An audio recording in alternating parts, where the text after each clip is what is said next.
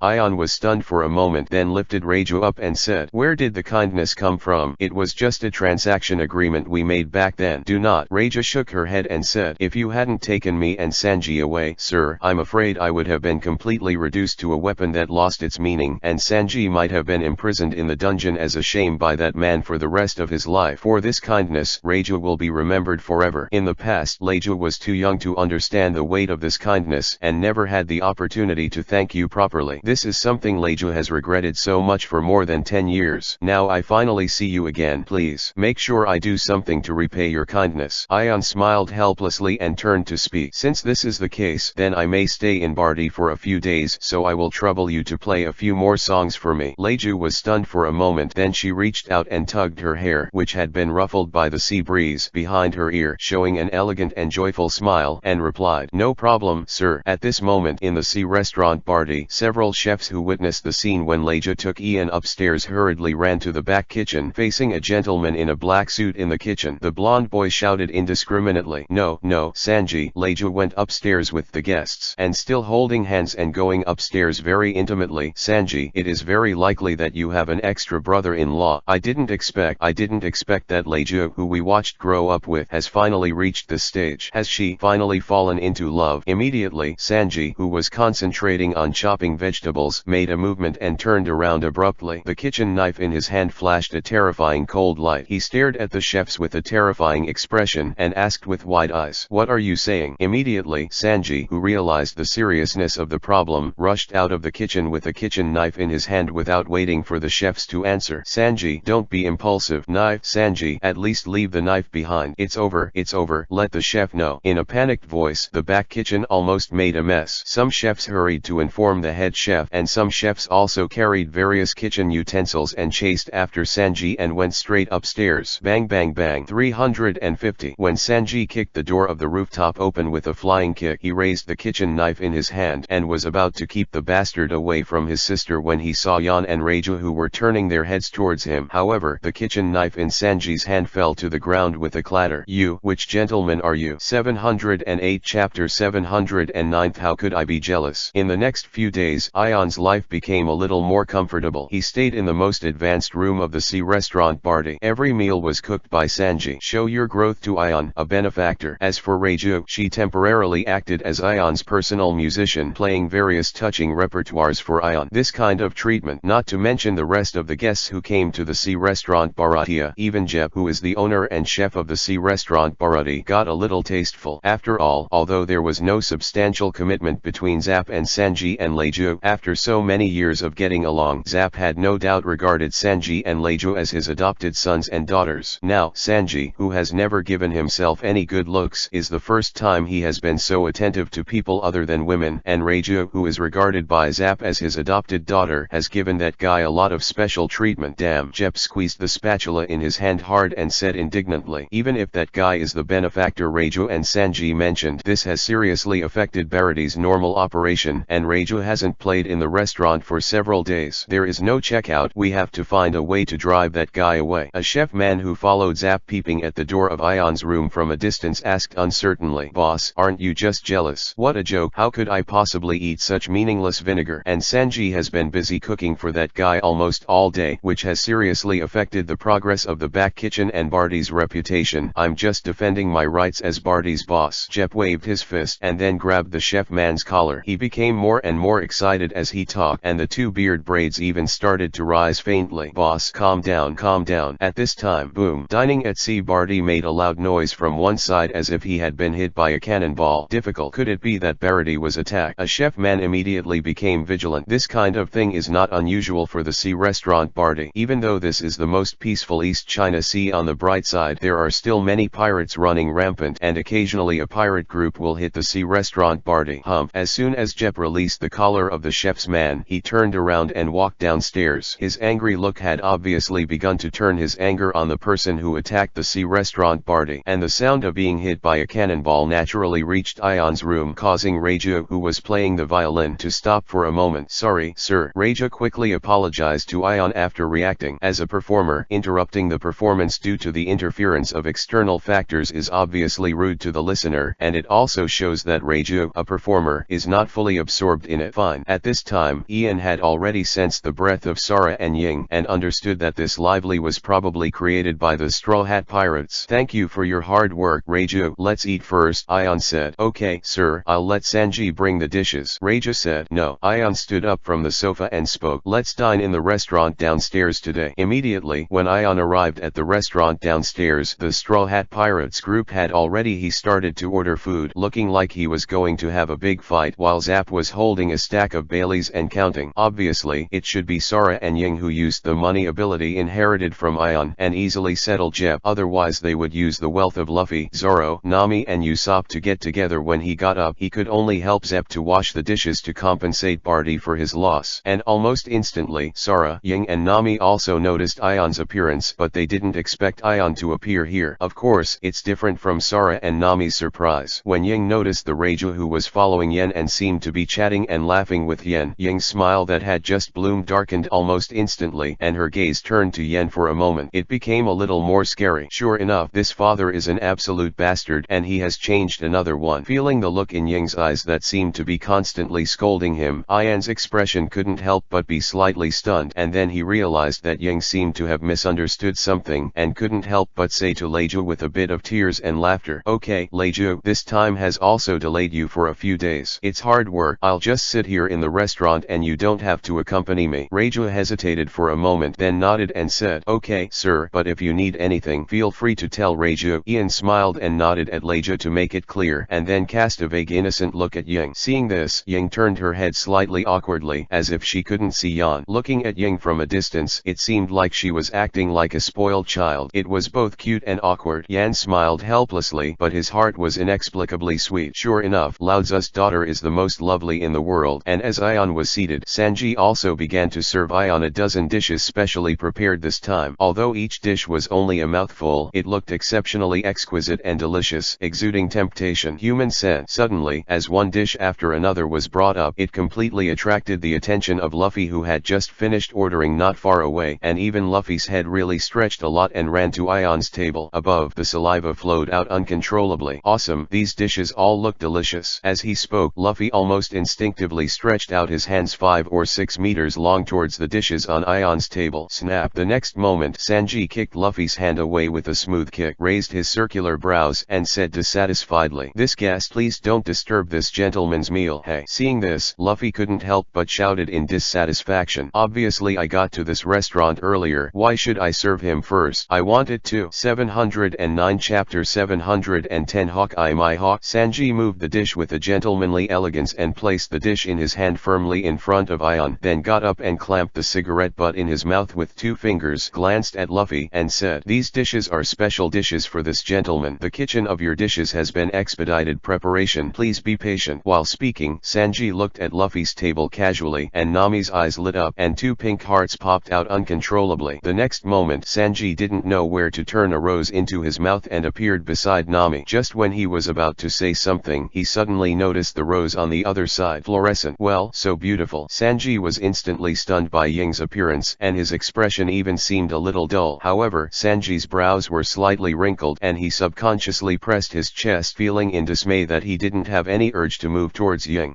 Is it impossible?" Sanji, who is very clear about his own personality, suddenly panicked, and then looked in the direction of Nami again, and the feeling of love suddenly moved. Seems like I'm doing it again." Immediately, Sanji glanced at Ying again, and the eyes full of pink peach hearts returned to normal. No, no. For a time, Sanji's head was constantly twisting back and forth between Nami and Ying, and his eyes were constantly switching between normal and pink peach hearts. Finally, after reluctantly experimenting a dozen times, Sanji couldn't help muttering in frustration, "It's over, I can't have any feelings for beauties other than Reiju. Is there really something wrong with me?" Cough cough. At this moment Aion, who witnessed Sanji's series of weird movements, coughed a few times, which made Sanji wake up. Oops, the heat is about to pass. Suddenly, Sanji, who didn't care about his own problems, hurriedly ran in the direction of the back kitchen, and most of the members of the Straw Hat Pirates were dazed and discussed in a low voice. "What a weird guy, but those dishes you just served all look delicious. Only one thing is certain, that guy is definitely very lecherous. It's just that when he looks at Ying, his eyes seem to be very normal, which is strange." "Why is it strange? Is Ying beautiful?" Luffy finally said with some doubts, causing the others to twitch. But for Sanji's question, Aion, who was slowly enjoying the food, probably understood the reason. That feeling is probably like Sanji will not feel any heartbeat when he sees Reiju. So as Ying, who has a lineage factor and body structure that is highly similar to Reiju, it will also make Sanji not feel heartbroken. A feeling of. It was at this moment that a sudden gunshot sounded and caught the attention of everyone in the restaurant. Immediately, a tall and thin pirate with a haggard face, who seemed to have not eaten for a long time, walked in slowly from the front, sat on the seat closest to the door, and said in an orderly tone, "Everything is fine. Hurry up and bring me something to eat." At the moment there were several guests in the silent restaurant who recognized the identity of the pirate and discussed it with a bit of horror. That guy can't be the ghostman of the Crick Pirates." "Okay, it seems that it is really that guy, the commander-in-chief of the Battle of the Crick Pirates, Akin. Why did he appear here? Didn't this guy follow the Crick Pirates to the Great Route not long ago?" "Oops, this is a pirate with 12 million Baileys. Is it targeting Barity?" However, the development of things was completely beyond the expectations of the guests. As Barity's chef stepped forward and politely confirmed that there was no Bailey on Akin, he did not hesitate to take Akin, who looked extremely weak and hungry, tossed out. Later, under the watchful eyes of the Straw Hats, Sanji, who gave Yen the last dish, offered Akin a free fried rice, and taking this as an opportunity, Sanji and Luffy had a real relationship. In the sense of communication, each passionately described his own ideals. "Young, it's nice." Aion watched all this silently, thinking to himself, "At my age, I can't be so candid in expressing my dreams in this way." However, Ajin still appeared here so coincidentally as the original trajectory, which means that Hawkeye my Hawk is also very close to here, right? Thinking of this, Yan's eyes could not help but narrowed slightly. The reason why Aion deliberately stayed in Barity was not simply to enjoy the food and indulge in Rage's music, but to prevent my Hawk from appearing. As a man who is still recognized as the world's greatest swordsman, my Hawk's strength is definitely standing at the top of the sea, and contact with an enemy like my Hawk, whether it is for Zoro or for the entire Straw Hat Pirates, has considerable benefits. The only hidden danger is to prevent my Hawk from destroying the Straw Hat Pirates that had just set sail. Although according to Aion's known information, my Hawk, who is red-haired Shank's close friend, is almost impossible to do this kind of behavior, but it is not Aion's style to leave the choice in the hands of others. So, Ian is still slowly enjoying the food in front of him without any rush. As for the so-called ghost managin of the East China Sea, or the East China Sea Admiral Crick, who came later, it seems that he did not have the slightest impression on Ian, affect-like, until, boom, with a loud noise, Crick's large pirate ship comparable to a naval battleship was suddenly cut into two pieces, and my Hawk, the Hawkeye sitting on a small raft, appeared in a shocking gesture. Body: former King Siakai Wohei, world's #1 swordsman, Eagle Eye my Hawk. When most of the people were almost incomparably terrified and shocked by my Hawk, Zoro, who was shaking slightly, was completely excited. The appointed time, I didn't expect it to come so soon. Gina. Even though Zoro already knew from Sara that he still had a lot to master in the East China Sea, he knew that his kendo was still far from being the strongest in the sea. But how can a man who is steadfastly pursuing his dream hesitate to take his own life at this moment? Almost without any hesitation, Zoro resolutely drew his sword towards Hawkeye my Hawk and launched a challenge belonging to a swordsman. 710 Chapter 711 I want to regain this power. The confrontation between Zoro and my Hawk, no, more precisely, just a tease. 351. It seems to be to let Zoron recognize the gap between the two sides, which is like a moat, and as if it is just to pass the boring time, my Hawk is just holding a knife similar to a fruit knife to easily resist all Sauron's attack. However, the constant pressure and casualties at my Hawk under the words of the question, my Hawk felt an incomparably powerful will from Zoro's sword skills that could only be regarded as immature and weak. Even if you risk your life, you must also practice practice your own kendo and will of your dreams. Even in the face of an enemy that is absolutely invincible, the sword in his hand will not be shaken in the slightest. In the end, as the knife in Mihawk's hand stabbed only a millimeter away from Sauron's heart, when there was still no fear of death and defeat on Sauron's face, Mihawk was on Sauron. The will produces recognition. Mihawk pulled back and slowly pulled out the supreme sword,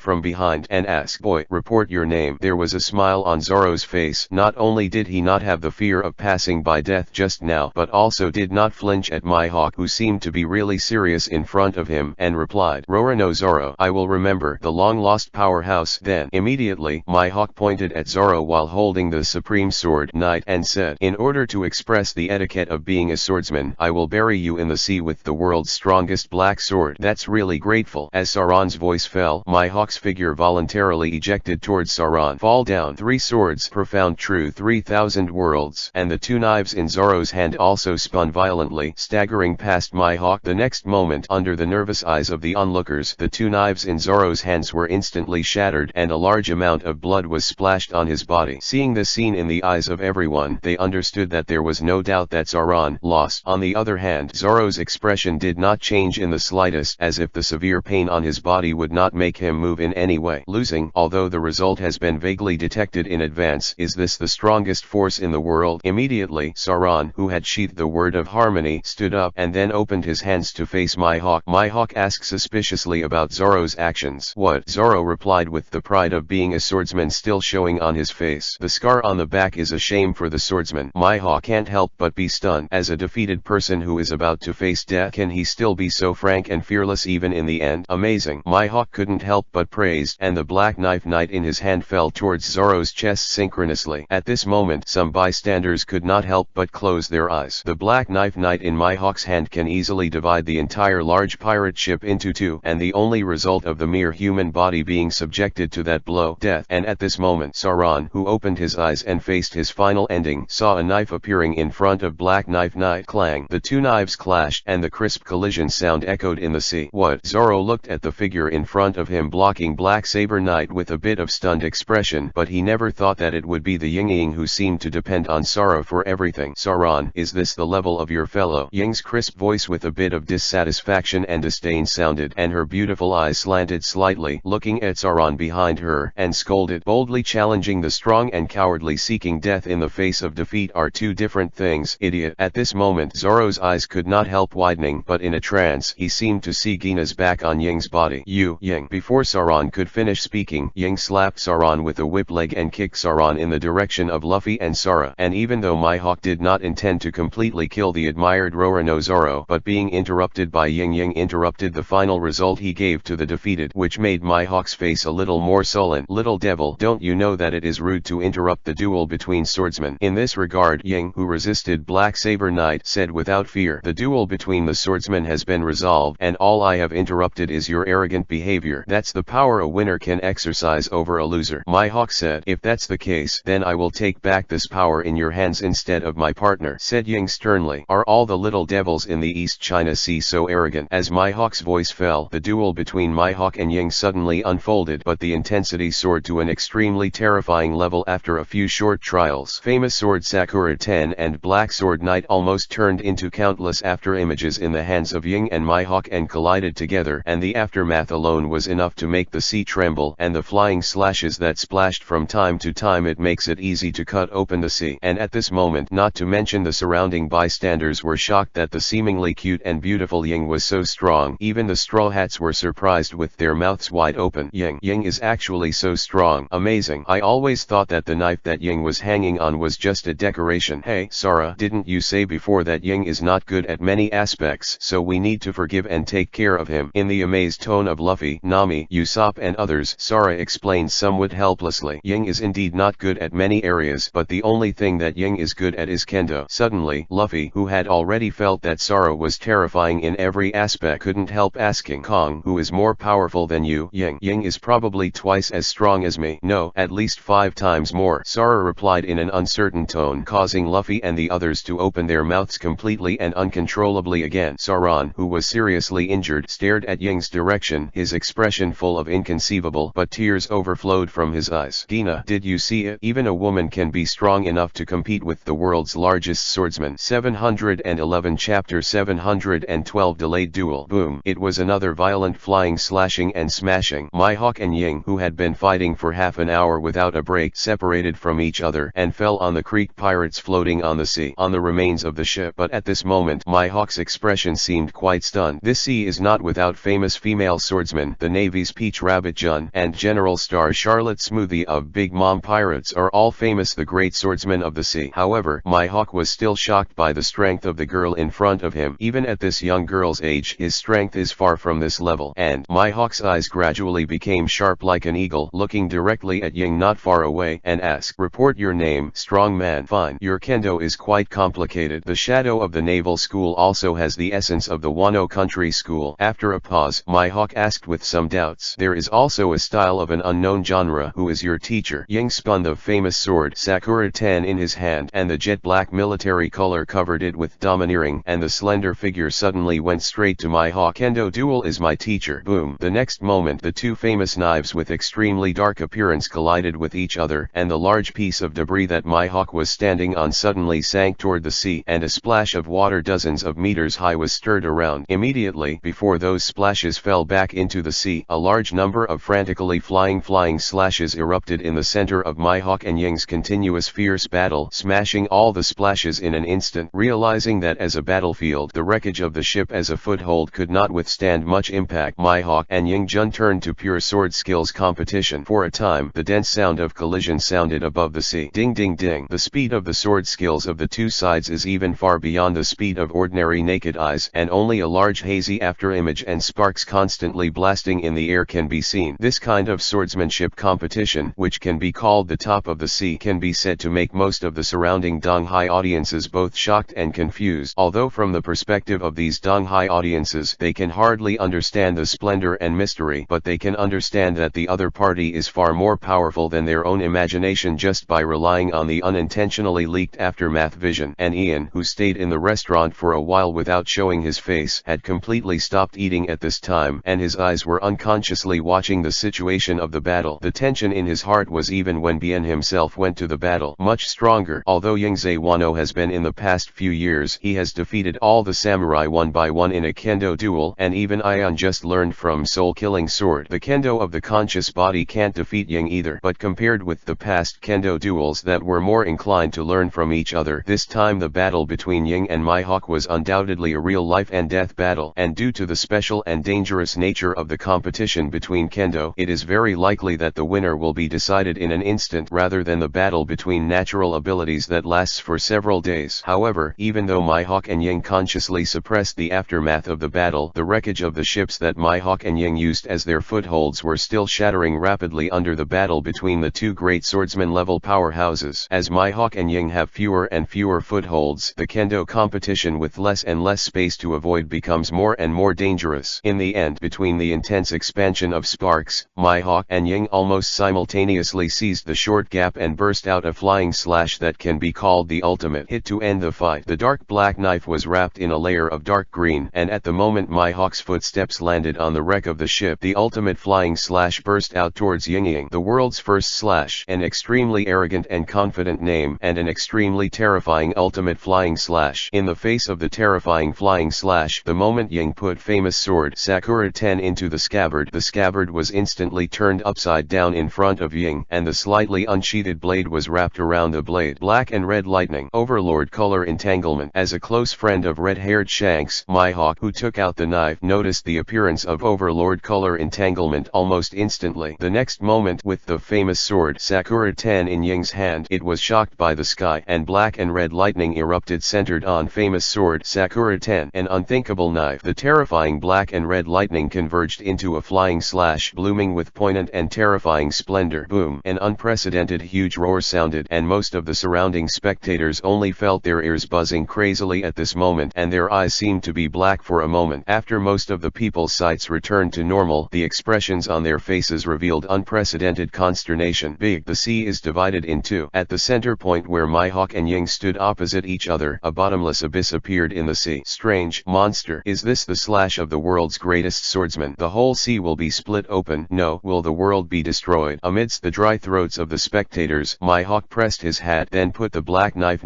it in his hand behind his back, turned and jumped directly into his raft. Suddenly, the surrounding spectators murmured subconsciously about Mihawk's somewhat astonishing move. What's going on? Has it been decided yet? Who's the winner? It should be Hawkeye, right? Suddenly, boom, Luffy slammed his fist on the railing, then raised his fist and shouted at the surrounding spectators who were talking about it. Stop joking, you bastards, my partner won't lose so easily. 352. It was also at this time that Mihawk, who was attracted by Luffy's actions, turned his head to look at Luffy's eyes and squinted slightly, as if he realized something, then turned to Ying and said, "The long-lost powerhouse, the venue here is not suitable for our final duel. Betting on the title of strongest, that duel will be postponed for the time being. I'm waiting for you in the new world, Ying. And Nanoro Zoro, I will also be waiting for your next challenge on the strongest throne." 712 Chapter 713 Kind and Lustful Uncle. As Mihawk's voice fell, the raft gradually disappeared from the end of everyone's sight, and the abyss-like gully in the sea behind Mihawk blocked everyone's idea of chasing. Watching Mihawk's departure, Ying's crisp voice said a little unwillingly, "Self-talking bastard." And just as Luffy, Usopp, and Nami, who were relieved, were about to cheer for Ying, who had been holding the knife, suddenly splashed with blood, dyeing Ying's clothes red. Blockbuster light. Immediately, almost everyone in the Straw Hat group shouted anxiously and quickly walked in the direction of Ying. However, the figure of the Straw Hats had just moved, and in the blink of an eye, a strange man who had been eating in the restaurant wearing a mask was already beside Ying. It's just that when Aion held Ying in his arms nervously, he instantly felt something was wrong. Her face looked pale, but her vitality was still extremely strong, even stronger than his father. The next moment, Ying suddenly opened one of his eyes playfully, and then suddenly turned his head and bit Aion's arm from an angle that no one could see. Woo! While Ying bit Aion's arm, those big watery eyes stared at Ian, as if she was taking revenge on Ian, and her slightly bulging mouth seemed to be he scolded Aion in a veiled manner. Feeling the slight tingling in his arm, Yan knew that Ying was not really exerting any force, but he also felt that his majesty as a father was losing day by day. This idiot is going to turn the world upside down. If it weren't for the fact that there are quite a few outsiders around, Ian would definitely punish this guy Ying on the spot. Even mischief and willfulness must have a limit, right? Knowing that he has been watching her in the dark, this idiot Ying deliberately pretended to be injured to trick himself into showing up, and seemed to be secretly angry about something, and took the opportunity to bite himself. Let go of Ying. However, before Yen was ready to knock Ying's forehead, let the idiot Ying quickly let go, and Luffy's irritable voice suddenly came from the side, and along with Luffy's voice came Luffy's rapidly extending fist. Boom! Just as Yen flattened his palms and blocked Luffy's fists slammed with all his strength seemed to have hit something unusually strong and bounced back weakly. Luffy, who was in the air, quickly retracted his arm, but his expression couldn't help showing a bit of unwillingness to say, "Damn, it turns out to be armed and domineering." As Luffy began to try his domineering practice, even though Luffy hadn't really mastered the domineering of the armed color, Luffy instantly recognized that the masked man holding Ying was blocking his attack from the domineering of the armed color. And after witnessing the battle between Zoro and Ying against Mihawk, and being easily blocked by this strange man in front of him, Luffy suddenly had a feeling of being extremely weak. For a time, Luffy, who has always been an optimist, had a thirst for power in his heart for the first time, and he longed for the power to protect his companions. Just when Luffy was about to attack Yan again, Sara's voice with a bit of anxiety sounded behind him. "Wait, Luffy, that's not the enemy." "What?" Luffy landed not far from Aion in a bit of astonishment, and quickly turned his head to give a confirming look to the airdrop that followed. At this time, as Luffy and other partners approached, Ying also quietly released the mouth that bit Aion, and then cast a somewhat warning look at Aion, letting Aion got a weird feeling. Immediately, with a terrifying physique, Ying, who was clearly only injured on the skin, stood up staggeringly from Aion's arms with a pale face and said, "Luffy, don't worry, I'm fine. It's just that I won't be able to continue fighting for a long time." Seeing this, Luffy said with a bright smile on his face, "Huh, that's fine." Witnessing this scene, Aion's expression under the mask couldn't help but feel a little weirder. To a certain extent, Ying, this idiot, has perfectly inherited some aspects of his fine tradition. As for the purpose of Ying's doing this, Ian guessed a bit, probably to avoid excessive participation in Luffy's battle and make Luffy and others feel unnecessary dependence. Pretty clever style, Yen silently commented on Ying, but for a while he felt that the seemingly self-willed Ying had grown a lot. And just when Ying was concerned about the injury one after another by his companions, Usopp couldn't help but pointed at Yan with some doubts and asked, "Ying, do you know that guy?" Ying looked in Yan's direction, blinked her eyes, and replied, "Not very familiar, but he's a kind and lustful, reliable uncle." Yan. The gratified smile on Aion's face suddenly froze, the fist hidden in his sleeve clenched unconsciously, and then glared at Sara, his eyes full of warnings and threats. Immediately after, Ion gave Nami a vague look and then walked back in the direction of the restaurant, and with Ion's departure, just when Luffy and the others planned to bring Zoro and Ying back to the sea restaurant Barity for treatment, they felt the change in the surrounding atmosphere. Those pirates who had only dared to wince and watched the battle between Mihawk and Ying before, praying that the aftermath of the battle would not fall on them, were led by Crick, who was wearing a golden armor. The Straw Hats were surrounded. "Hey, that kid in the straw hat, hand over that woman named Ying to me." After a pause, Crick's face gradually became more sinister and distorted, and he said loudly, "As long as I get the strength and loyalty of that woman, then even if I attack the Great Root again, it will be an easy task, right? Ha ha ha ha." At the end of the day, Crick's laughter was full of pride and arrogance. Almost all of the undisguised conversation between Ying and the Straw Hat gang was heard by Crick, who had ulterior motives. After realizing that Ying had no extra strength to fight, Crick understood that this would be an absolute don't allow missed opportunities. As long as these little devils are taken as hostages, or if I take the opportunity to forcibly marry this woman named Ying, then as the Admiral of the East China Sea, I will have the power to truly dominate the Great Root. 713 Chapter 714 Root. Facing Crick's ambitious and arrogant speech, Luffy put his straw hat over his head and answered briefly and forcefully, "Don't want." Crick's expression changed slightly, as if provoked by Luffy. He said, "What are you talking about, you nameless brat? I'm the Admiral of the East Sea Crick, who offers a reward of 17 million Baileys." Luffy raised his head, and the eyes under the straw hat answered simply and firmly, "Don't, just don't. Ying is already my partner. How can I give it to you? If that's the case, then don't blame me for using force." The next moment, with Crick taking the lead in attacking, a large number of surviving Crick pirates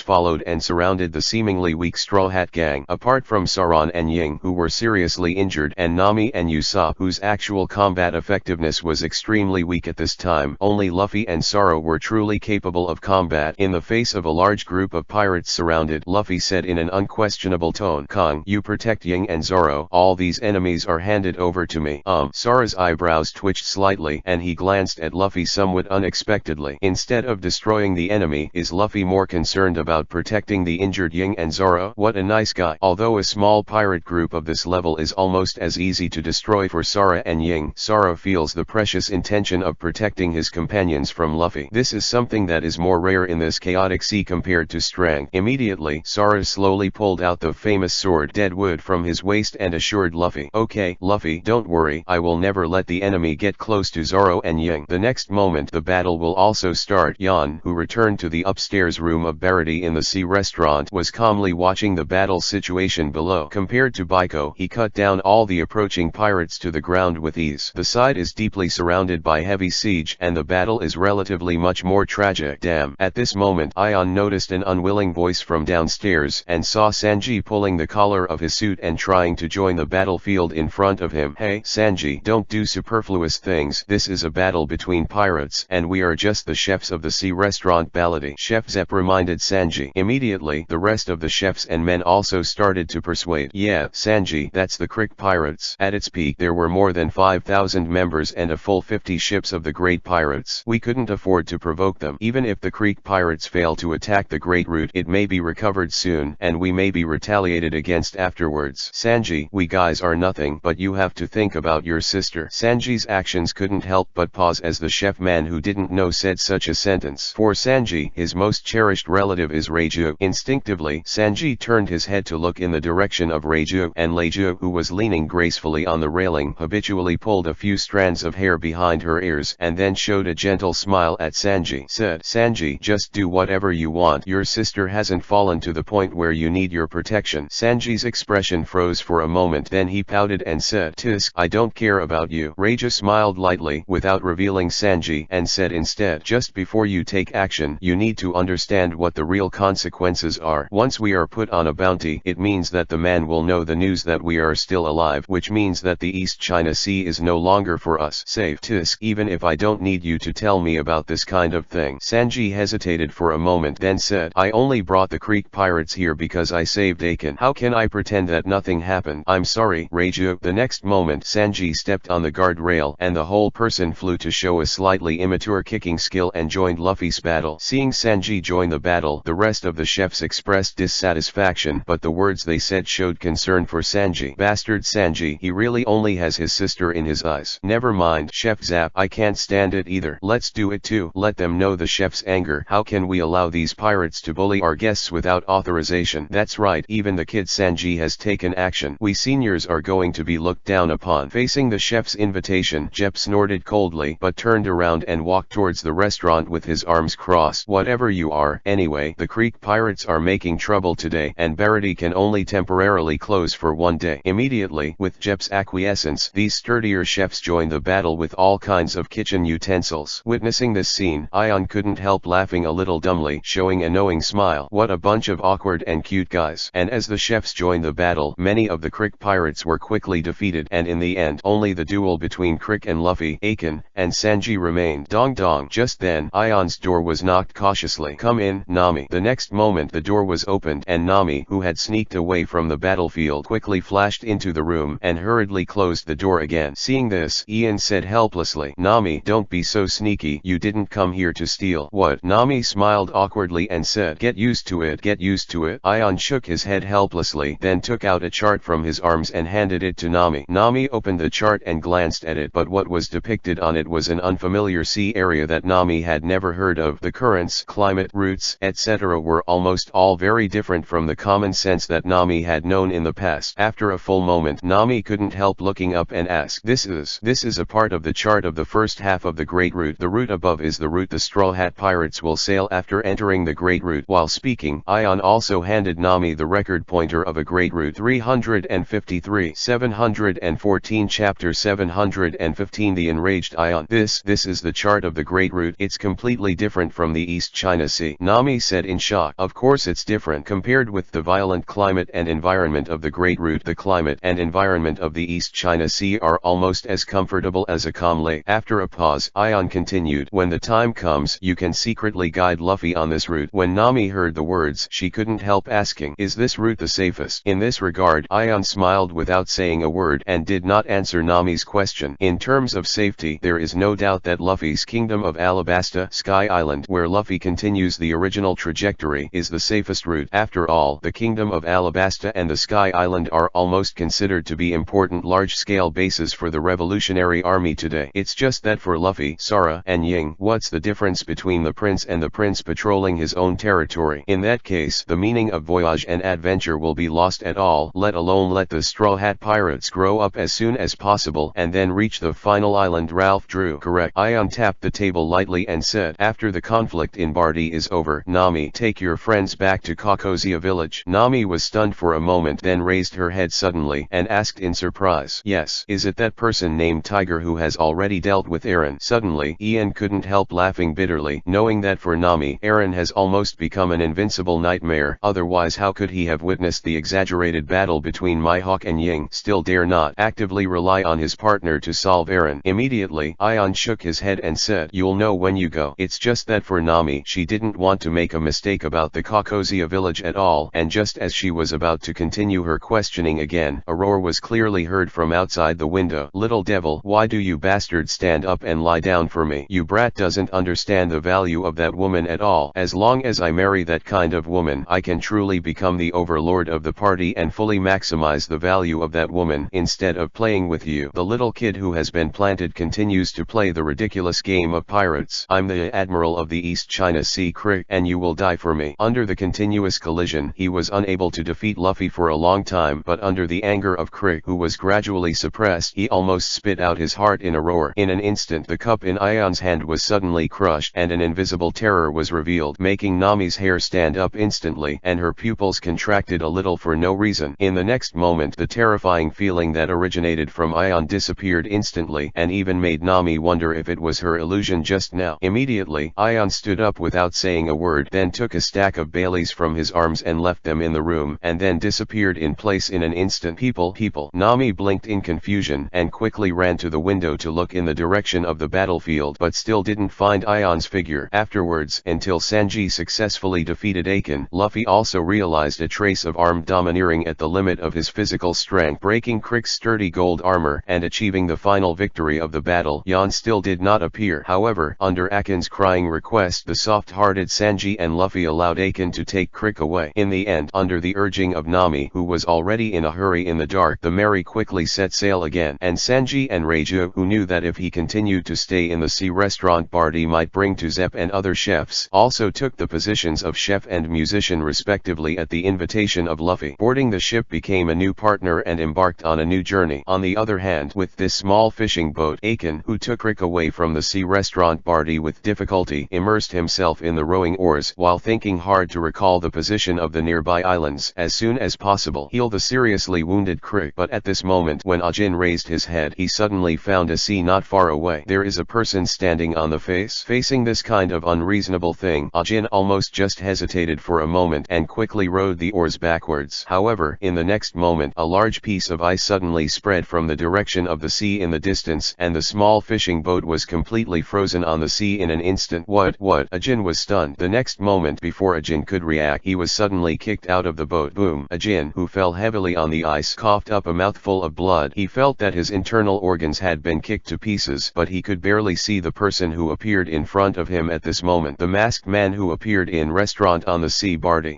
What do you want to do? Ajin said with difficulty. Ion turned a blind eye to Aiken and lifted Crick, who was now awake but unable to move in the small fishing boat. Just a guy like you still want to forcefully marry my daughter? Ion's heart-chilling voice sounded so calm. Immediately, Crick's pupils shrank and he completely realized that something was wrong. Yes, I'm sorry, I have Bailey, and I have a lot of treasures hidden, and I can lose money. The next moment, Ion threw Crick to the ground, but Crick, who had some kind of delusion, had a bold idea in his heart. If the man in front of him is greedy for money, then immediately, Crick said with an uncontrollable ecstasy on his face, if you want, I'm willing to pay an extra billion, no, 5 billion Baileys as a dowry for your daughter. 5 billion Baileys. Yan's calm voice sounded. That's right, Crick replied quickly, although I can't get it together right now. As long as you give me a little time, I only need to slaughter a few rich towns, and I'll be able to get it together soon. At this moment, Ian was completely pissed off and even couldn't help taking off his mask, and with that mature and handsome face appearing in front of Crick and Aiken, it completely stunned Crick and Aiken as if they saw something incredible. Tefemer Yan. As a truly famous naval hero, Ian has kept a low profile in recent years, but with the introduction of the big world that shook the world several times, Ian's outstanding appearance has been admired by all known. 715 Chapter 716. There are many good people.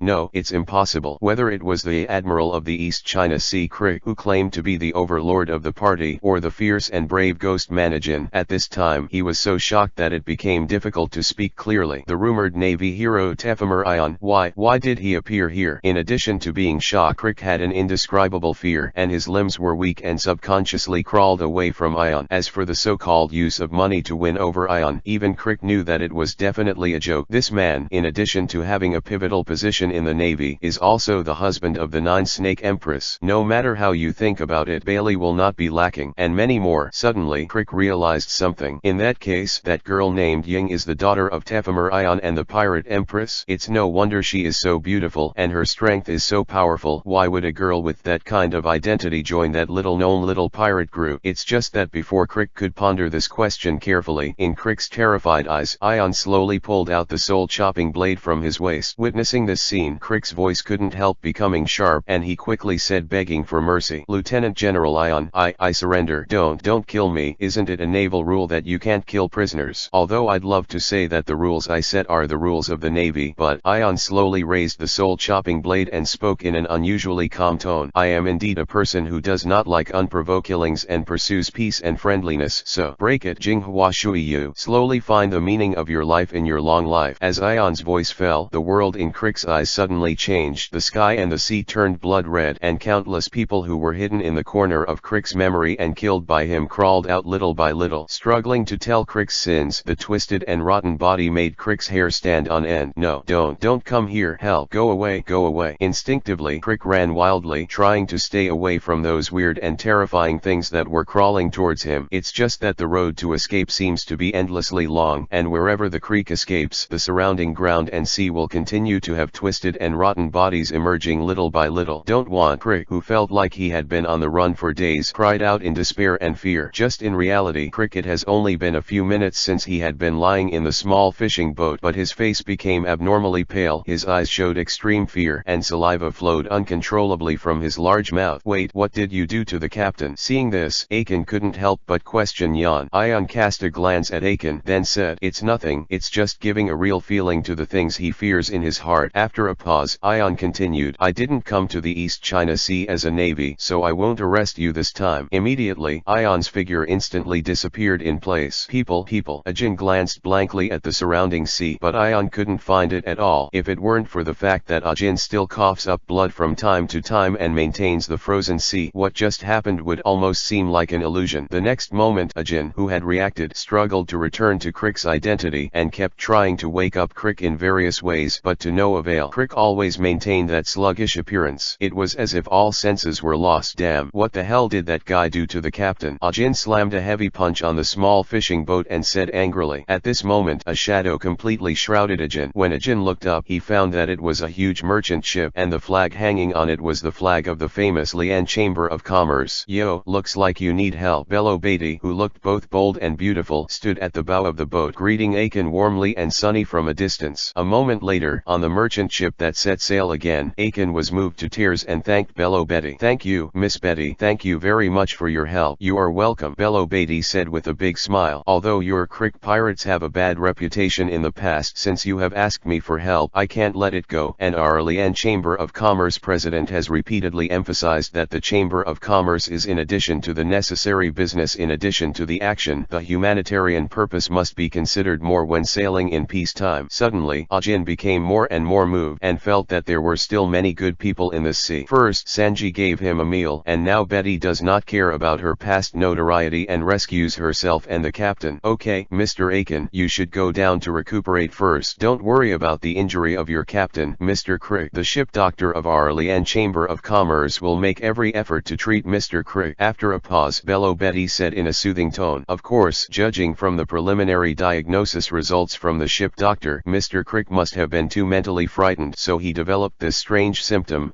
Bello Betty pondered for a moment and said with a bright smile, "But don't worry, even if there is no way to wake up Mr. Crick, the Lian Chamber of Commerce can always maintain Mr. Crick's life characteristics, waiting for the miracle that will appear sooner or later. So don't give up." Aiken: "Thank you, Miss Betty. I won't give up. I believe the captain will wake up sooner or later." Ajin nodded heavily and then asked a little embarrassedly, "Just, Miss Betty, how much does it cost to maintain the captain's treatment?" Bello Betty put the cigarette butt in his mouth and asked, "How many Baileys do you have?" For this question, Ajin seemed rather embarrassed because Ajin didn't know where Crick's treasure was hidden, and he didn't have any Bailey on him. And Betty seemed to see Akin's embarrassment and said understandingly, "Well, Ajin, you usually do what you can for me, and I will pay for the part that is not enough to cover the medical expenses." Immediately, Ajin quickly responded gratefully. 716 Chapter 717 Learning medicine cannot save the sea. On the other side, on the Golden Arc Proverbs in the clouds above the East China Sea, Ion's phone bug was projecting the image of Bello Beatty. "How is it, Betty?" Bello Betty, who had deliberately organized her appearance, did not have the boldness of the previous one, but answered with great respect, "It's all arranged, Lord Ion." "Well, don't give up Crick's treatment, just report the required treatment cost to me." Ian nodded and said, 354. "No need, Lord Ion," Bello Beatty said with a smile. "Ajin has already taken the initiative to bear that part of the treatment cost. As long as Ajin continues to work, the treatment cost is completely sufficient." "Yes," Ian said inexplicably with some emotion. "Some people in the sea are despicable and shameless, and some people's morals are so pure. Ajin is so loyal, it's a pity that he followed a guy like Crick." Immediately after Ian hung up the phone bug, he manipulated the channel inside the Navy. Deo intercepted the information about the Straw Hat Pirates, preventing the Straw Hat Pirates from being offered a bounty by the Navy too early, thus entering the eyes of the Navy's top management and the world government in advance. Among them, in addition to Luffy's reasons, Yen also covered up the news of Sara and Ying. By the way, although it is common sense that the age of Sara and Ying is wrong, but if the names, appearance, and saber are highly coincidental, the Warring States Marshal will definitely have corresponding guesses. However, it was originally one of Yen's plans to let the Navy's top officials vaguely guess the true identity of Sara and Ying. In this way, at least when the high-level Navy has to fight against the air and Ying, they will secretly release water with a high probability. But if it is exposed too early, Ian guesses that he will definitely be questioned by the old man of the Warring States period, so he can hide it for a while and temporarily let the old man of the Warring States period keep his guilt towards him so as not to be annoying. And after Ion was busy for a while and arranged all the relevant issues, he looked up at Analu and Tiger in front of him. Originally, Tiger was located in the area of the New World waters. Originally, Ion was still wondering that it was almost impossible for Tiger to reach the East China Sea within 2 weeks. Unexpectedly, Tiger originally asked Anilu to personally take Tiger for a ride. At this time, Tiger has completely figured out what happened. After Aaron left the Sun Pirates with some Murlocs privately a few years ago, Aaron, who has become accustomed to the sunshine, couldn't stand the environment of the Fishman Island, and he did not dare to go on the Sea of the Great Route emerge. In the end, Aaron sneaked the group of Murlocs to the rumored weakest sea in the East China Sea, and occupied an island chain including Kokozia village to dominate, squeezing a large number of civilians to serve yourself. Tiger, you probably already understand what Aaron's behavior means. He is in front of another form of dragon man in the island chain in the East China Sea. Ion said in a calm tone, this is the enemy the organization wants to eliminate, and it is also the enemy that keeps Fishman Island hidden in the deep sea. Aaron's betrayal is not only the purpose of the Sun Pirates, this behavior is undoubtedly it has been tantamount to betraying the race, and it recognizes the correctness of the Tianlong people's behavior. Yes, Lord Ion. Tiger gritted his teeth and replied in a low voice, is my problem. Ion stared at Tiger, then asked slowly, if you let the Murlocs dispose of the Tianlong people who enslaved them and the rest of the nobles and wealthy businessmen, what do you think is the right thing to do? Tiger gritted his teeth and said harshly, of course to shred those guys. Ion did not make any judgment on Tiger's answer, but opened his mouth to remind, you are now one of the representatives of Fishman Island. Your position on Aaron, that is, the organization's position on the group of slave owners in the future, how you choose now will also affect the organization's treatment of similar incidents in the future. Opinion. Tiger nodded and answered in a deep voice, I see, Lord Ion. Well, since that's the case, then you can handle it yourself. Ion nodded and then asked Anilu to lower the height of the Arc Proverbs and then let Tiger fall into the sea and head to Kokozia village alone. Tisk, what a boring race question. As Tiger left, Anilu said a little boringly. In this regard, Ian smiled helplessly and did not explain such a complicated issue to Anilu. Instead, he asked Anilu to turn around and send him to the location in Rogtown. Rogtown is the only way to go to the Great Route of the East China Sea, and it will inevitably be the next stop of the Straw Hat Pirates, so Ion still needs to make some preparations for the Straw Hat Pirates there for their upcoming prepare something for the real start of the voyage. After Ion secretly arrived in Rogue Town, he followed the directions to the location of the weapon shop in Rogue Town. Half a day later, the Rogue Town weapons store was replaced by a brand new boss under Yan's banknote ability, and all other weapons related shops in Rogue Town were also bought by Yan and then closed for good to ensure that the weapons shop where Ion is located is the only one in Rogue Town. However, in addition to the original 3 generations of ghosts in this store, Ian also asked Moria to send Autumn Water, which is the same as Wandayuan, which belongs to the 21 great swordsmen and placed in the store, ready to sell half to Sauron as a weapon. At the same time, a talking civet cat was also sent to the store through the channels of the Revolutionary Army. Ian looked at the tanuki standing in front of him wearing a pink hat, carrying a small skull bag and having a cute blue nose, and said, yo, hello, civet cat. The civet cat, who was still a little shy at first, protested loudly, as if his hair suddenly exploded, I'm a reindeer.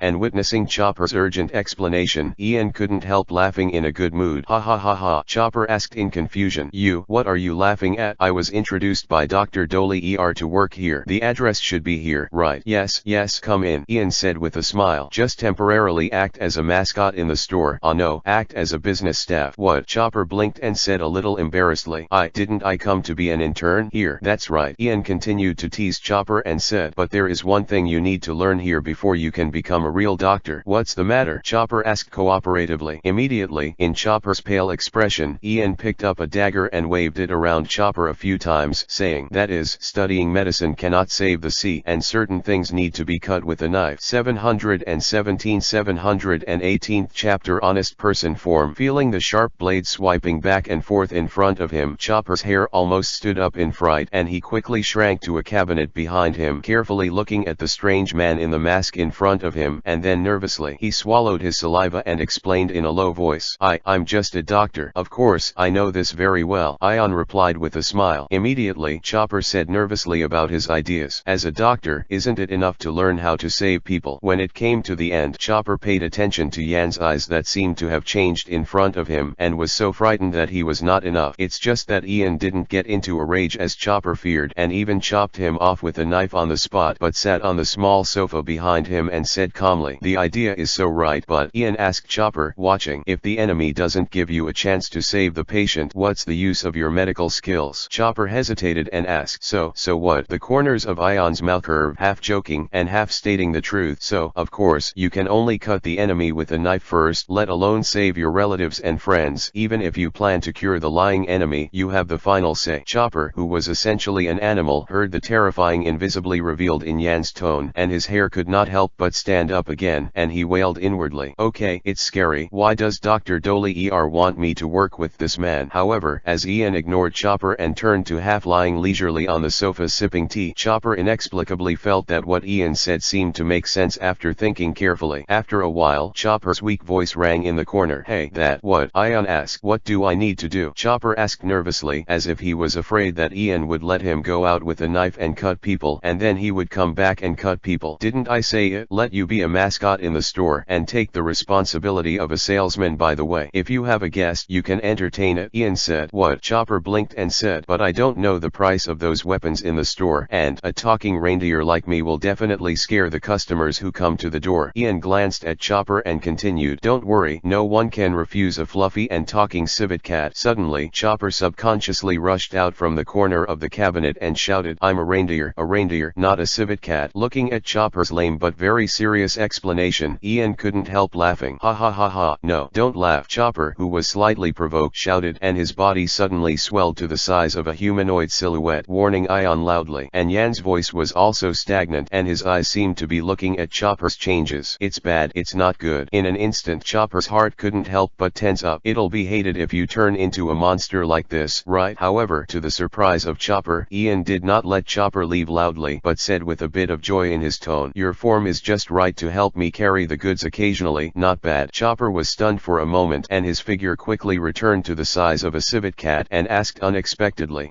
aren't you afraid of me? Obviously a monster. Scared? Why? Ian said disapprovingly, I already knew your specific devil fruit abilities. It's nothing more than the animal type, the human fruit, and the honest human form, which is completely harmless. At the beginning, when Chopper heard that Ian didn't see him as a monster at all, he couldn't help but feel a burst of joy in his heart, but when he heard the last honest form and no harm at all, Chopper went straight to Ian, snorted hard and said, I'm not an honest person. Ian nodded, then poured a cup of tea and handed it to Chopper, saying, dry mouth, have a cup of tea first. Immediately, Chopper hurriedly took a hand with a fierce expression, and then politely took the teacup with both hands, not forgetting to thank Ian, and then he drank cutely and obediently. However, as Chopper took a sip of tea, he reacted after realizing it, and when he looked up, he found that Ian was using. He looked at himself playfully. Chopper couldn't help but defend himself with some lack of confidence for a while, and said, I'm really not in the form of an honest person. I am a person with the ability of animal, human, fruit, humanoid.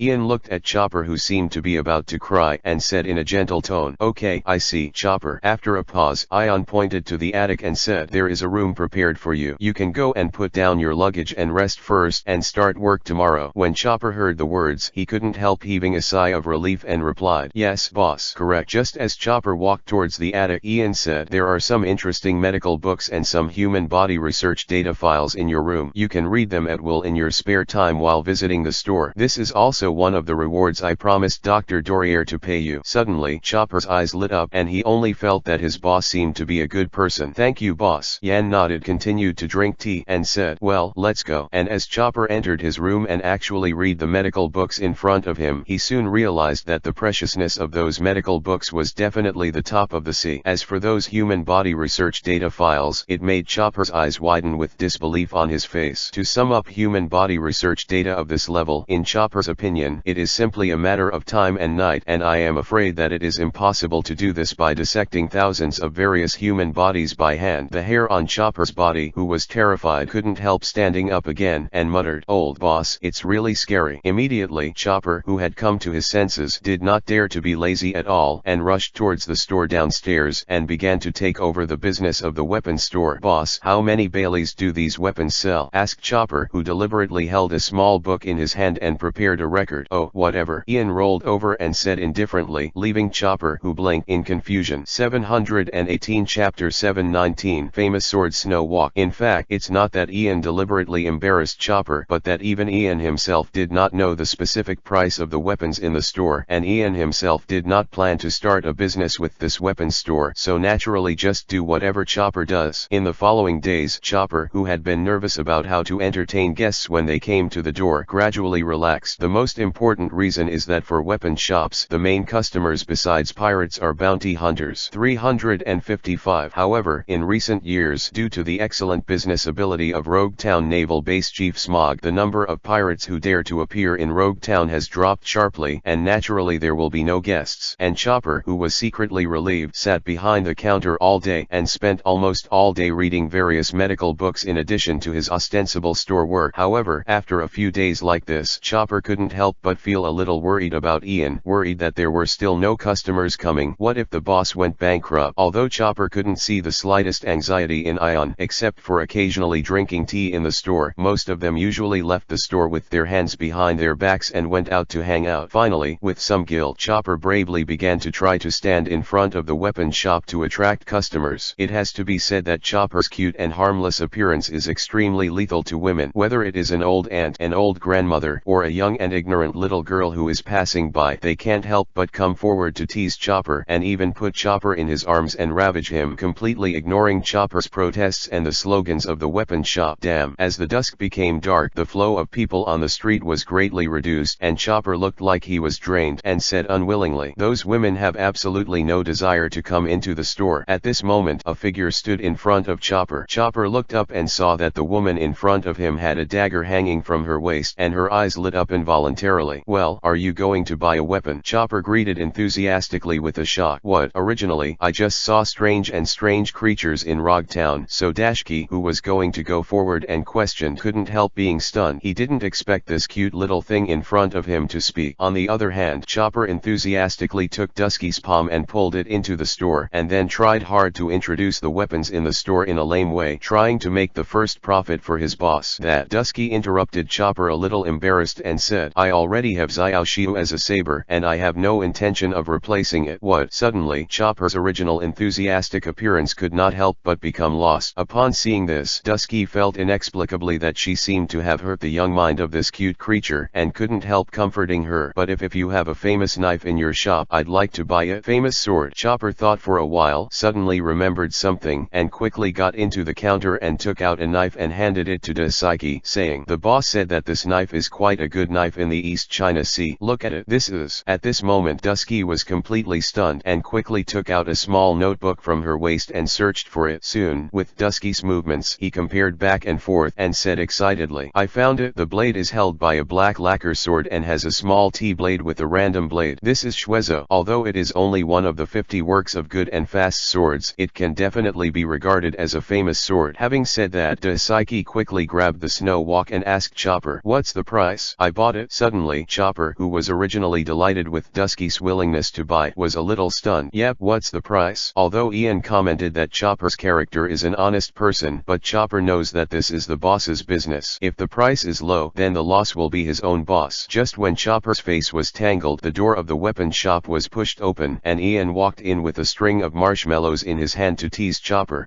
Is it really a guest?" This is." Ian glanced at Dusky's frail and inexplicable face with glasses, only to feel that it looked familiar, and Chopper, as if he had met a savior, hurried to Ian's side and asked, "Boss, that's great. This guest is going to buy a weapon. What's the right price?" As Chopper spoke, Yan noticed the snow walk that was held in Dusky's hand. However, snow walk is not a weapon that Yan intends to sell to the Straw Hat Pirates, but Yan does not mind selling it. "Well, 5 million Baileys." Ian said a number casually. "What?" Suddenly, not only Dusky was stunned, but even Chopper, who was happily taking the marshmallow, was completely stunned. 5 million Baileys. How many marshmallows does that buy?" And Ian sat back on the sofa disapprovingly and said, "If you don't have enough Bailey, then put down the snow walk. Although this knife is not a high-level good knife, it is also a famous product in the sea. The low price is a contempt for this knife." Hearing this sentence, Dusky's original intention of opening his mouth to lower the price was completely dispelled, and reluctantly put down the Shuezo in his hand, and then said, "Boss, I'm Sergeant Dashki from the Navy. I'll try my best to collect money tomorrow, and please wait for me." Hearing the name Dashki, Ian remembered the identity of the natural dumb woman in front of him, then nodded and said in a perfunctory manner, "Decide as things go." Immediately, Dusky couldn't help but get anxious and said, "Boss, please wait for me. My dream is to collect all the famous knives in the sea to avoid falling into the hands of the wicked. This is very important to me. I will definitely get enough Bailey to come over as soon as possible. Believe me." "Is that so?" Ian's Erlang Ion's legs twitched, recalling the information in his past life that Dashki seemed to be extremely similar in appearance to Zoro's childhood sweetheart, and suddenly had an idea. Among the men in the Straw Hat Pirates, Luffy is an emotional idiot. Sanji has already determined that he will not have feelings for Ying, and Chopper, who is going to be arranged next, is even more unlikely to be a threat, so the only risk is that Zoran with great potential. Furthermore, Ying had personally rescued Zoro once under Mihawk's knife when he was in the sea restaurant party, which undoubtedly increased a certain risk. This is one of the serious problems that Ian, an old father, has been worried about recently, but he doesn't know how to intervene to solve it. So, a smile appeared under Ion's mask and said in a seductive tone, "It's a rare dream, Sergeant Dashki. Well, if you can prove your love for famous swords with your actions, then I will give you the snow walk directly. How about that?" Dusky's eyes lit up and asked courageously, "What action should I use to prove it? No matter what it is, I will definitely satisfy you." 719 Chapter 720 Make him look good. A moment later, there was a knock on the door of the office of the Chief of Naval Base in Roguetown. "Come in." As the door was pushed open, the office was filled with clouds and mist, causing Dusky, who had just entered the door, to cough repeatedly. Dusky, with 3 cigars in his mouth, Smog, the commander of the Roguetown Naval Base, looked at the subordinate in front of him and asked, "Is there a problem?" Dusky, who reacted slowly, hurriedly gave Smog a military salute and then said loudly, "Colonel Smaller, I need to take some time off. Please approve."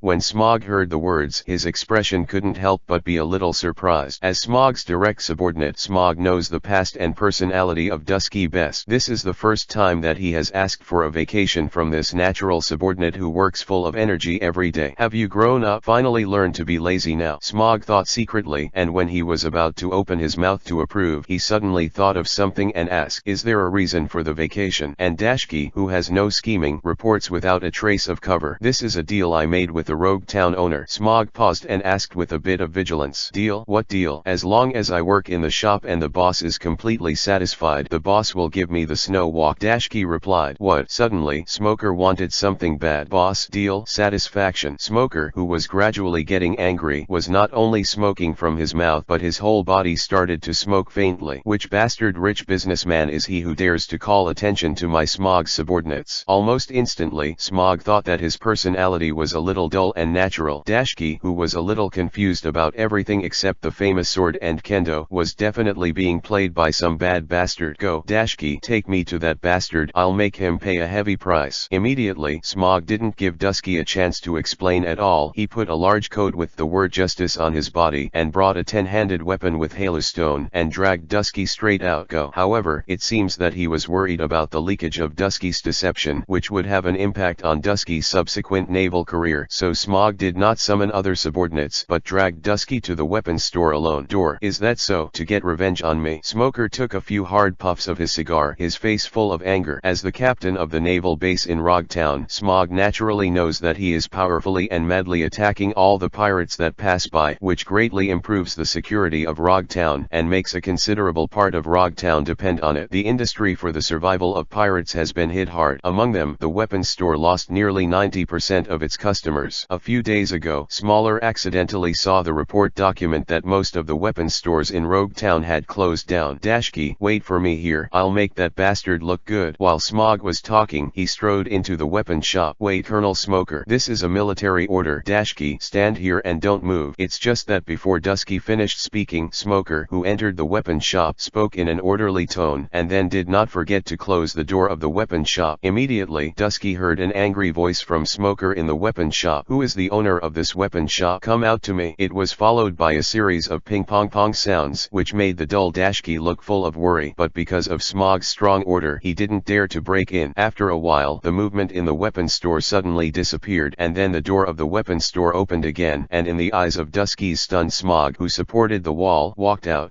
Dusky was stunned for a while, and then he reacted and quickly stepped forward to help Smog and asked, "Colonel Smoker, are you alright?" After a pause, Dusky asked, still caring about Ion, "Where's the boss? How's the boss?" Hearing this sentence, Smog only felt an inexplicable burning sensation on his face. "What a shame." Dusky, Smog said with a slight twitch in his mouth. "Yes," Dashki responded. "Your vacation is approved," Smoker said. Dashki, who has yet to realize that Smog was unilaterally abused once, couldn't help but say overjoyed, "Yes, thank you, Colonel Smalls." In addition, having said that, Smog turned his head and glanced at the weapon shop that was gradually receding behind him and whispered to Dashki's ear, "Have a chance to find out the real identity and name of that boss." Dusky stayed for a while and quickly responded, "And also." Smog touched his face lightly and said after taking a breath of cold air from the pain, "Next time please be sure to state the reason for the leave a little more clearly." "That, Colonel Smalls, you just didn't listen to my explanation at all," Dusky said weakly, making Smoker's swollen face a little gloomier. "By the way, Colonel Smog, what just happened in the weapon shop?" Dusky then asked. Don't ask that much, Sergeant Dashki." At this moment Smoker couldn't help, but luckily he didn't bring the rest of the Navy soldiers over, and he didn't forget to close the door after entering the weapons store. In the weapon shop, Ian was still sipping tea as if nothing had happened, while Chopper was wiping the floor with a rag, removing the soot, nosebleed, and teeth that Smog had left on the ground. Wait for it to be cleaned up. In fact, it was really not a conflict just now. After all, it was just a unilateral crushing. "It's so disappointing, Smoker." "Ian takes some points," he murmured helplessly. 356. According to common sense, Smog, as a natural devil fruit capable of smoky fruit and a disciple of Chief Instructor Zifa, can be regarded as a pure direct descendant of the Navy, and he belongs to a person with a promising future and a bright future. It's a pity that Smog has too many bad faults. He is irritable and impulsive, doesn't respect his boss, and he has not developed the smoke fruit to a high degree, and he is not strong enough to allow his boss to tolerate those bad faults. As a result, Smoker, who was the direct descendant of the naval headquarters, was actually assigned to the remote East China Sea. "It seems that this guy Smog still hasn't made any progress," Ion commented in disappointment. 720 Chapter 721 There are some successors in the Navy. In a sense, Smog and Ion, Jun and Kaji can be regarded as the same batch of navies. Everyone is about the same age, but not to mention Ion. It is the strength of Jun and Kaji. The status has far surpassed that of Smog. In the conflict just now, Ion not only saw that Smog's flawed personality had not undergone a substantial change, but even the fruit ability, physique, physical skills, etc. had not changed much. Ian can't imagine Smog, who has been assigned to Rogue Town for several years. What is he doing? Is it just relying on the smoke fruit of the natural department to carry out dimensionality reduction attacks on the East China Sea pirates who basically do not master domineering, venting their dissatisfaction and decadence? In addition, what worries Jan even more is that the next few batches of navies have not emerged as amazing monster-level navies following the navies of the generation of Ion, Jun, and Cage. Newbie, forget it. If the new generation of the Navy is unbearable, and if the organization has achieved a comprehensive victory, then the Navy will be reorganized directly. Ion thought to himself, and couldn't help but seriously consider this idea. The Navy, supported by the world government, in essence, in addition to fighting rampant pirates, is essentially maintaining the security and order of the world's allied countries and the sea as a whole, and strengthening the world government's rule and control over the sea. It's just that because the purpose of the world government is empty throne and non-interference in destroying the world's allied countries, it chose this outsourcing plan, and the Navy is responsible for it. Military intervention. Of course, Ion has confirmed through Lucci, who has a part of CP0 information, that the world government still hides a huge army other than the Navy under the command of Cyborg Air. It's just that the Revolutionary Army does not need to carry out such a hypocritical plan, and it is undoubtedly a hidden danger that the behemoth of the Navy has always existed. Just as Ian was thinking, Chopper's voice sounded, "Boss, the floor has been cleaned up." "Well, then you go down and rest." Ian spoke and then watched Chopper's figure disappear into the attic, realizing that time with Chopper was running out. The incident in Kokozia village has come to an end. Tiger's huge prestige makes Aaron and other Murlocs dare not resist at all, let alone smashing the jars to hold the human fish to death. It's just that the final outcome of Aaron and the other Murlocs seems to have inspired Nami, as the joke Ian said before. The kind Nami couldn't bear to kill Aaron completely, but I'm sorry for letting go of Aaron so lightly. A commoner who was oppressed by Aaron and other Murlocs. Therefore, in addition to the confiscation of all the property of Aaron and other Murlocs, Aaron and other Murlocs also need to atone for their past crimes by means of labor reform. Among them, Aaron was assigned to Nami's orangery to grow oranges. For this result, Ian felt a little bit of a laugh, but a little bit of a laugh. However, in Yan's view, this is a rather interesting choice, at least better than the Navy's brutal concentration of most pirates in a large underwater prison. Those who commit crimes don't give full play to their value and give them a little chance to remake themselves, and it is too wasteful of labor. After all, there are still too many islands in the sea, and they may not be habitable islands for human beings after they are well developed. The only thing to consider is how to control those guys, otherwise it will be troublesome to let those powerful guys escape or rebel violently. The reason why Aaron and other Murlocs obediently obey is purely because of Tiger's prestige, so that those Murlocs dare not refuse to obey. But what if they are implemented on a large scale in the future on more criminals and pirates? The explosive collars that the slave traders and the Draco guys are using? Ian rubbed his chin and felt that this form was too insulting, and he needed to change to a more dignified way to avoid arousing unnecessary resistance. This idea could be used as a proposal to bring up a little bit at the next organizational meeting. Ian muttered something and wrote down the idea for the time being. However, for today's Ion, what needs to be solved is to prepare some of the missing pieces of the puzzle for the Straw Hat Pirates, so that the Straw Hat Pirates can enter the Great Route as soon as possible and start their real journey. In today's Straw Hat Pirates, there is Sara as an archaeologist and boat maker, and there are Ying and Leiju as additional combat power supplements. Except that Chopper, who lacks as a doctor, has not yet joined the team. The overall luxury of the lineup will only be stronger than the complete body of the original trajectory. The rest is to let the combat power of the Straw Hat Pirates grow up as soon as possible, and then use it as a pawn to pry the situation for Ion and find the so-called final island Ralph drew as soon as possible. In the early morning of the next day, Dashki, the spectacled woman who seemed to be both naturally dumb and full of vitality, took off her navy uniform and put on a leisurely outfit to report. Dusky pushed his eyes and said loudly with confidence, "Boss, please order me as much as you like and I will definitely satisfy you." Ion nodded, then picked up a set of pre-prepared clothes from the side and handed it to Dusky, saying, "Then please change into the suit first."